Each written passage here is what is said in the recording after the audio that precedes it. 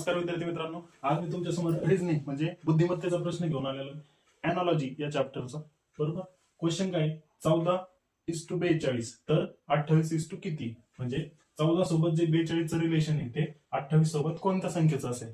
बघा हा क्वेश्चन, याला आपण कसं डोकं लावतो म्हणजे आपला किती अभ्यास आहे किंवा आपण किती स्पर्धा परीक्षा दिल्यात, किती फॉर्म भरतो याच्यावर डिपेंड आहे. हा सगळा एक्सपिरियन्सचा पार्ट आहे. बघा 14चं 42 सोबत तुम्ही जर केलं 14 त्रिक 42 तर 28 त्रिक किती?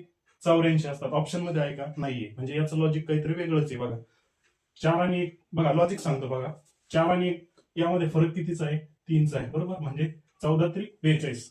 बरोबर, असं लॉजिक आहे.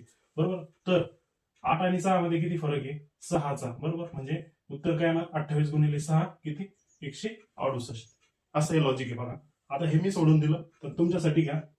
नेक्स्ट क्वेश्चन 17:102 तर 12 किती? अशाच व्हिडिओ बघण्यासाठी आपल्या चॅनलला लाईक करा, शेअर करा आणि सबस्क्राईब करा.